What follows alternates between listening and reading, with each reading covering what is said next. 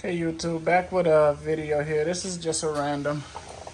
Decided to do something here. I've been working on this car piece by piece, and as you can see here, these were brand new spindles that I bought for the 66 Impala with the Willwood brake upgrade.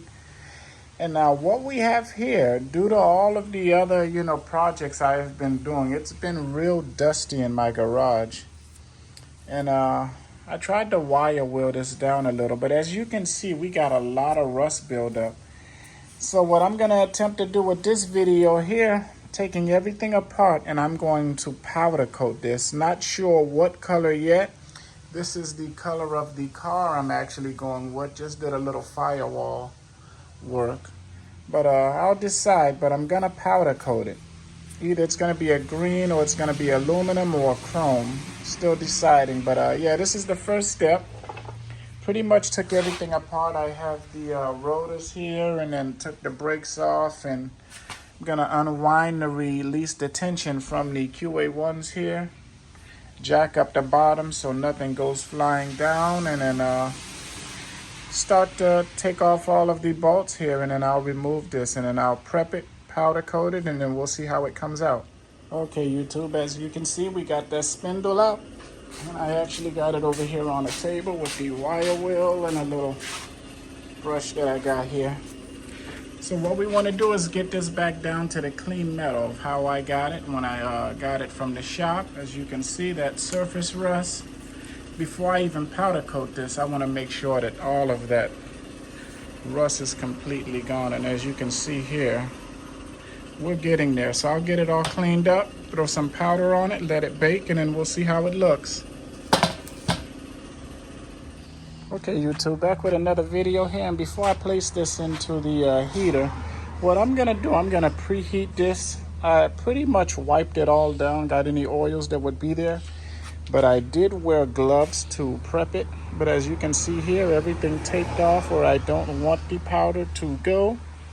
With some heat tape here, and everywhere that it will go, it's pretty much oil free, dry, and I'll do a preheat just to kind of, set it to where it'll dissolve anything that's there. And yeah, this is it, YouTube. I'll pretty much heat it up, and then I'll throw that powder on there. Okay, YouTube, back with another video here, and as you can see, we got the powders laid out.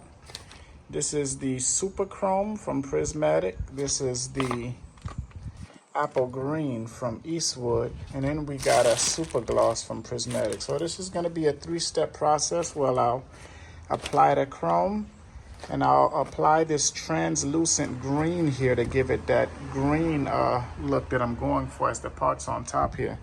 And then I'm going to apply a layer of clear just to preserve, and just a layer for an extra protection here. But when we come around here, got my two heat lamps here, and each of these are producing 2,000 watts, I believe, each. So that's 4,000 total. And I do get it up to, I'd say, 350, between 320 and 375 without a problem. And these are our two parts here that I will be applying the powder to. I'm gonna let it sit for like 10 minutes just to kind of do a preheat. That way when I apply it, it'll start to, transform, and, the baking process will start. It's just a little quicker. And then I'll get any little oily spots that I might have missed. Yeah, but this is it, YouTube. We'll take it from there, and then I'll update you with another video. This is the chrome process, and as you can see, we got the heat lights going. As you can see, my part here, nice, shiny, and chrome. And this is just the first step. I'm gonna let it cool down a little because I made it up to about 304 degrees here. I'll let it cool down a little, and then I'm gonna apply a little bit of that green, apple green, to give it the look I'm looking for. And then we'll pretty much take it from there. But as you can see, it's a nice, shiny chrome. Does have a little smoke to it. That's why I don't call it real chrome, but it is chromy though.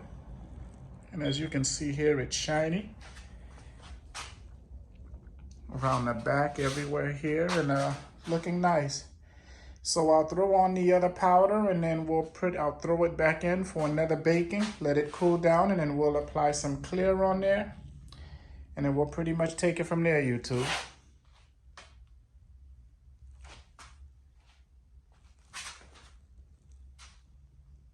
So we got the sour apple green in the baking process here, as you can see. And I'm just gonna move my door open here.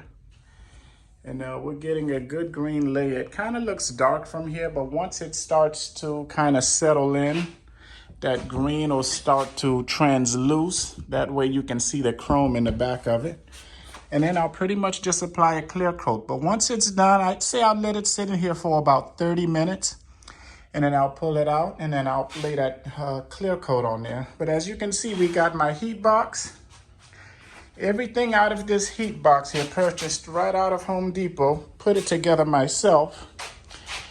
And it was just the shielding tape here that I wrapped all around on the inside just to kind of preserve the heat, which I purchased from Amazon at a good deal. And this is it. Yes, under $50. Got my own heat box and it's working pretty fine here. I've been using it for a couple of the projects that I have here.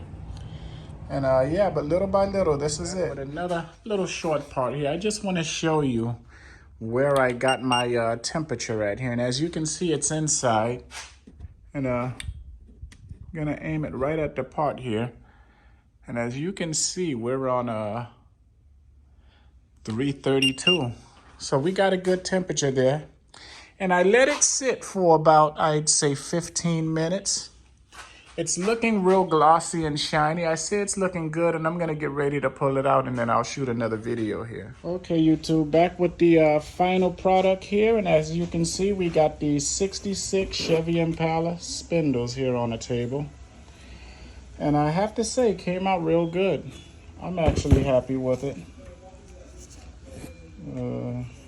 Everything pretty much seems to be even out. It got a nice good coat of clear on there and it's real thick, so that'll protect it. But as you can see, real glossy, shiny, exactly how I wanted it. And I did it myself right out of my garage. So this will not corrode with rust as you saw in the prior pictures that I took here. So we got a nice color. This is the theme of the car with the green that I'm doing. I'm also working on the inside panels here, as you can see. And I'm pretty much trying to stop all the rust, slow it down so that it does not come back. But yeah, YouTube, this is it. We have 3 coats here. We have the chrome, we have the green, and then I applied a coat of clear to give it that nice shine. And if I shine a light here, you can kind of see how it kind of does its own color thing. You could actually see the chrome that's in the background of the green, and it's kind of like translucent. Yeah, but this is it, YouTube. Final product, all done.